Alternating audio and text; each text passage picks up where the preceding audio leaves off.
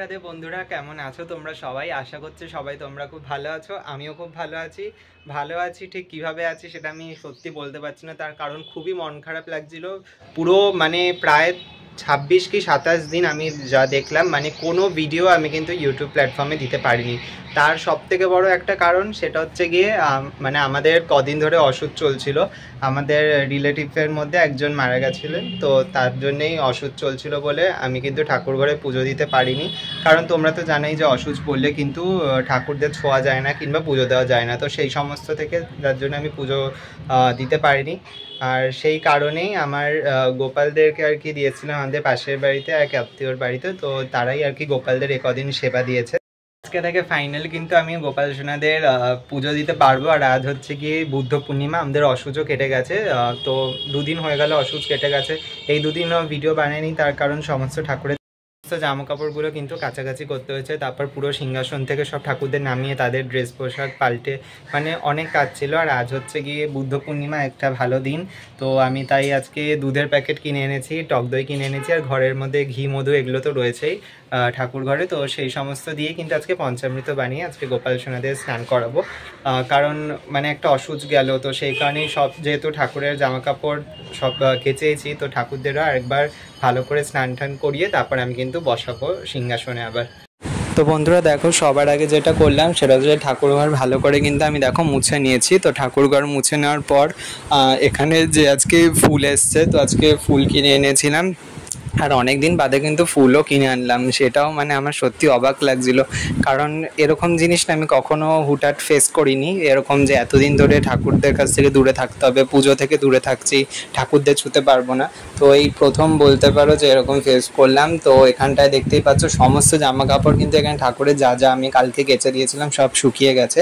এগুলো আবার জায়গা মতন ভরতে হবে। এই জিনিসটা আমার সত্যি খুব বিরক্ত লাগে, যে একবার সব গুছিয়ে সুন্দর করে ঠিকঠাকভাবে পেতে দেওয়ার পর কাপড় চোপড় সব আবার সেগুলোকে নামিয়ে আবার কিছুদিনের মধ্যে যখন চেঞ্জ করতে হয়, কারণ অনেকটা সময়ের ব্যাপার। আর এখন যা গরম পড়েছে, আর এই 2-3 দিন ধরে প্রচণ্ড গরম কিন্তু পড়েছে, থাকা যাচ্ছে না সত্যি বলতে। তো তাও দেখো এখানে ঠাকুরদের সামনে আর কি টেবিল ফ্যানটা চালিয়ে দিয়েছি। আর এখানে আজকে সব ঠাকুরদের বললাম তোমাদেরকে যে পঞ্চামৃত দিয়ে স্নান করাবো। তো এই কারণেই যেটা করেছি সেটা হচ্ছে গিয়ে দুধ, দই, ঘি, মধু, এই সমস্ত জিনিস একসাথে মিশিয়ে ভালো করে তারপর কিন্তু আমি সব গোপালদেরকে ভালো করে মাখিয়ে স্নান করিয়ে দিচ্ছি। এখানটা দেখো সবার আগে কিন্তু গুল্লু সোনাকে বসিয়ে দিয়েছি। আর কদিন ধরে না কোনো স্নান টান করছে না বলে পুরো গা হাত পা কালো হয়ে গেছিলো। তো সেই জন্যেই কিন্তু আজকে ভাবলাম যে এই টক দই এই সমস্ত দিয়ে আর কি স্নানটা করিয়ে দিই, তাহলে একটু চকচকে মতন হবে।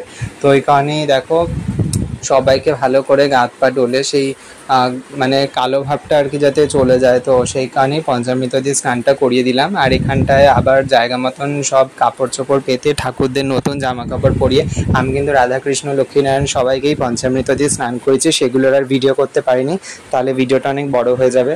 আর আজকে সবাইকে কেমন লাগছে তোমরা কিন্তু অবশ্যই জানিও। আর এখানে মেজগোপাল আর আমার যে ছোটো লাডলি, সেই তাদের দুজনকে পাশের বাড়ি থেকে আজকে আমি আনবো, যেহেতু পূর্ণিমা পড়ে গেছে বলে আমি তাই আজকে আর তাদের আনতে পারিনি। দেখি বিকালবেলা গিয়ে তাদেরকে আর কি নিয়ে আসবো। তো অনেক দিন হয়ে গেল তারাও বাড়িতে ছিল না, খুবই খারাপ লাগছে। আর এখানটায় দেখতে পাচ্ছ সুন্দর করে গাছের যে টগর ফুল হয়েছিল সেই দিয়ে, আর যে আর কি দোকান থেকে ফুল কিনে এনেছিলাম সমস্ত কিছু দিয়ে চন্দন সহযোগে আমি আর কি সব ঠাকুরদেরকে দিয়ে দিয়েছি ফুল।